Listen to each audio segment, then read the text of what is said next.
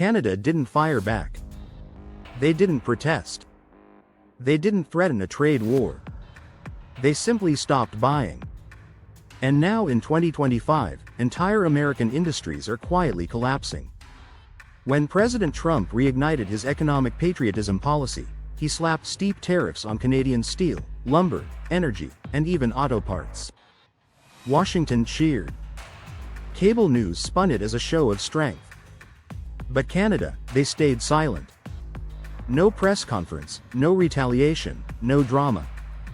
Instead, something far more powerful began. Millions of Canadians quietly, intentionally turned their backs on American brands. They canceled Disney trips. They pulled Budweiser from bar taps. They walked past Nike shelves. And what followed was a slow-motion economic disaster that Washington never saw coming. This wasn't just a boycott. It was personal. A betrayal felt deeply. And now, states across America are bleeding. Factories are shuttering in Michigan. Theme parks are empty in Florida. Whiskey plants are shrinking in Tennessee. This isn't a news flash. It's a silent earthquake. And the craziest part? Nobody in Washington, D.C. seems to be listening. In today's video, we're exposing the 6 United States products Canadians have turned their backs on, and how that choice is devastating entire U.S. states. So don't scroll away. Don't miss this. Because if even Canada, America's quiet, loyal neighbor, is done with us, who's next? Tap like, subscribe, and hit the bell. You're about to see a side of this story the media isn't telling. Let's dive in. Number 1. Peanut butter. It sounds ridiculous, almost petty, but it's anything but. In 2025, peanut butter became a quiet symbol of protest in Canada. Not because of price, not because of supply chain delays, but because of principle. Jif and Skippy, once dominant in Canadian pantries, have been swept off the shelves. According to Retail Monitor Canada, sales of American peanut butter brands dropped by 34% in just one quarter. Supermarkets like Loblaws, Sobeys, and Metro have replaced them with Canadian-made alternatives like Kraft Canada, Nuts to You, and All Good Natural. This shift isn't about taste. It's about trust. And it's personal. One shopper in Toronto put it bluntly in an interview: "We're not boycotting peanut butter, we're boycotting American arrogance." And that sentiment is spreading fast. Social media is packed with hashtags like #NARSpreadCanadian and #IPEANUTPRIDE. Food influencers on Instagram and TikTok are posting side-by-side taste tests, always favoring the homegrown options. Parents are packing Canadian spreads in their kids' lunches. Schools are even making announcements encouraging locally sourced snacks. And this seemingly small boycott is hitting hard where it hurts. In Georgia and Arkansas, 2 peanut-producing powerhouses, processors are watching demand shrink. Factories are scaling back. Shipments to Canada have stalled.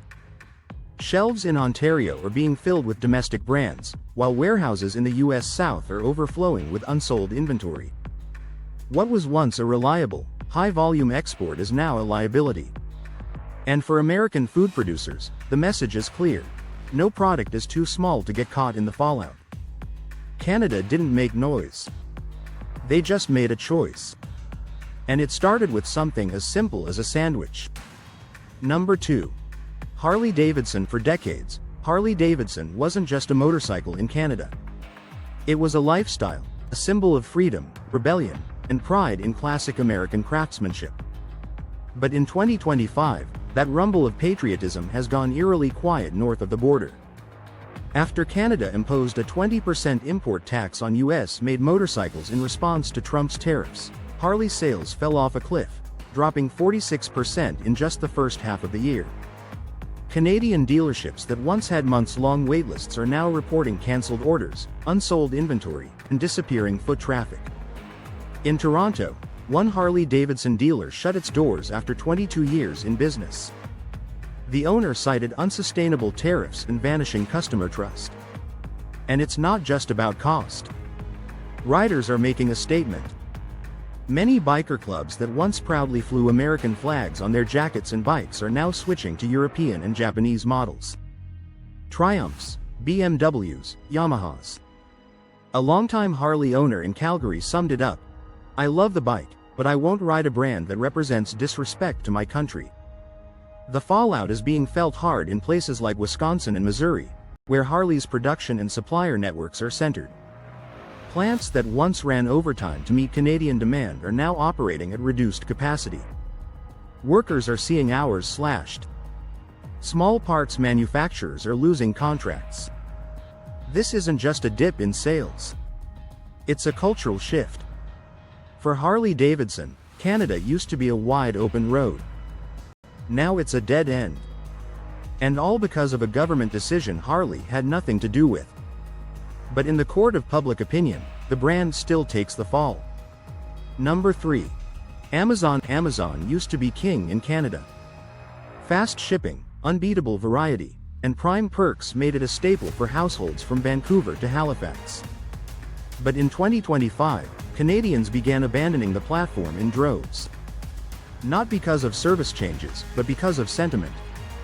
As US-Canada tensions escalated over tariffs, Amazon became a target. To many Canadians, it wasn't just a shopping site anymore. It was a symbol of American indifference. The numbers are staggering. Cross-border Amazon orders from Canada dropped 39% in the second quarter of the year, compared to the same period in 2024. Over 110,000 Canadian Prime memberships were cancelled between April and June alone. The biggest reasons? Customs delays, surprise import fees, and a growing resentment that Amazon, a company built on convenience, didn't stand up for Canadian consumers when they felt targeted. Reddit threads and Facebook groups exploded with hashtags like #CancelPrimeCanada and #BuyLocalEH. Consumers shared alternatives. Canadian Tire, Simons, Well.ca, and Indigo all saw spikes in traffic.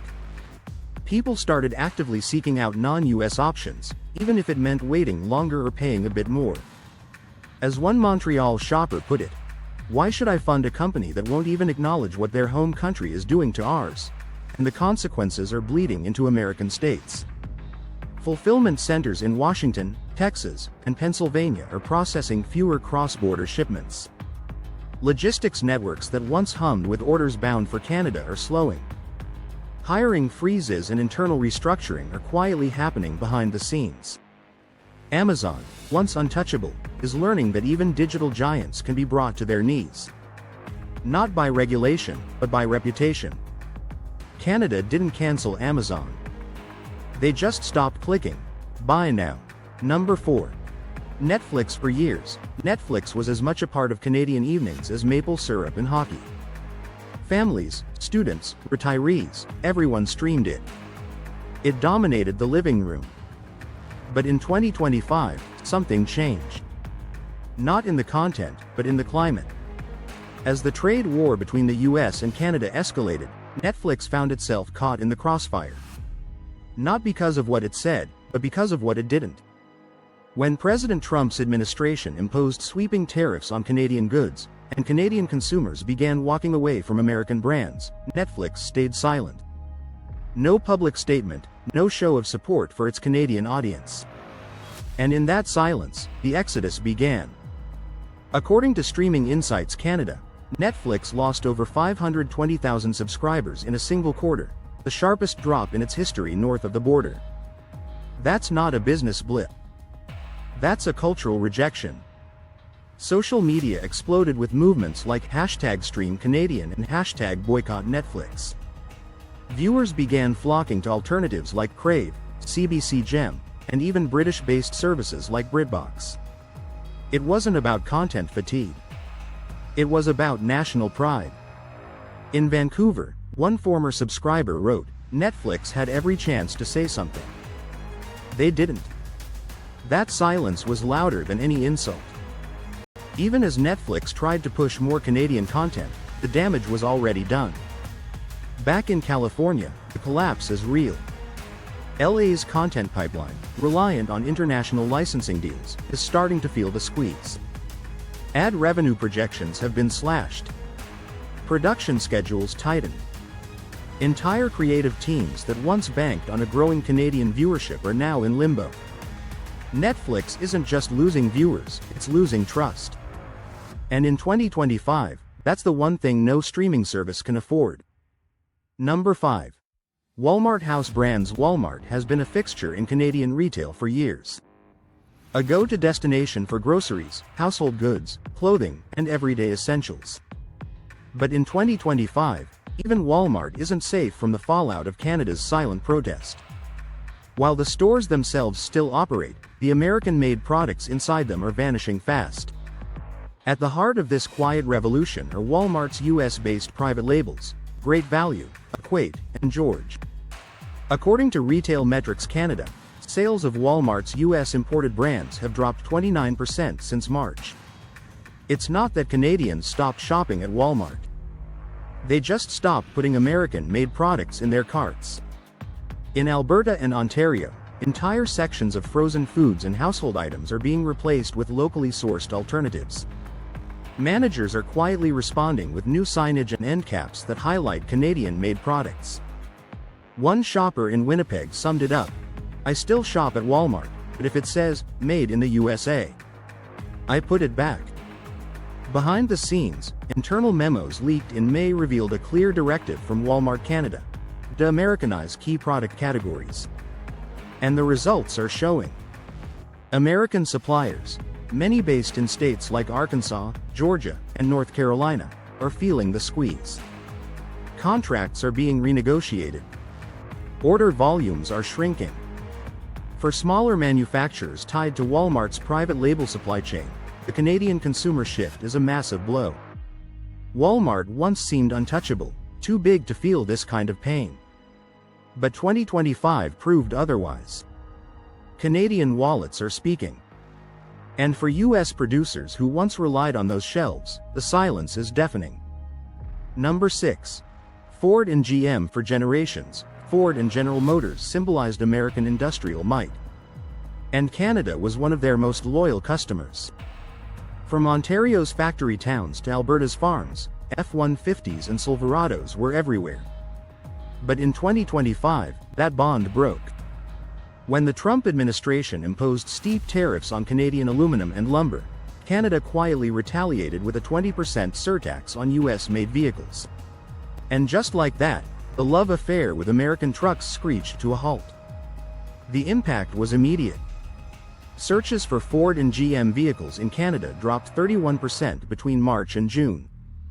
According to Auto Trader Canada, dealers reported a wave of walkouts, empty showrooms, and cancelled test drives. Not because the trucks got worse, but because the trust did.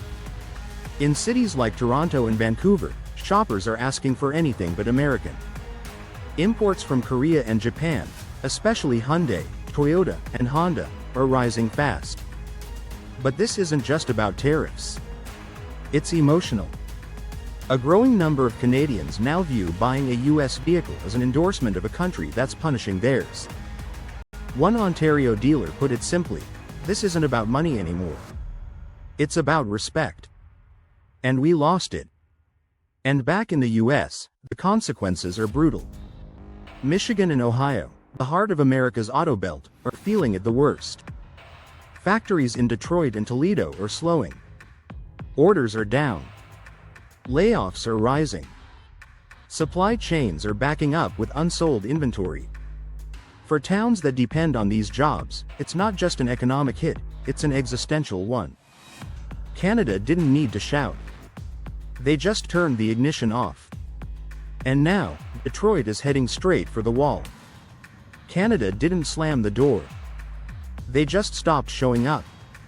From peanut butter to pickup trucks, their silence is shaking the US economy to its core. If even our closest ally is walking away, who's next? Drop a comment, like, and subscribe. Because this story is far from over.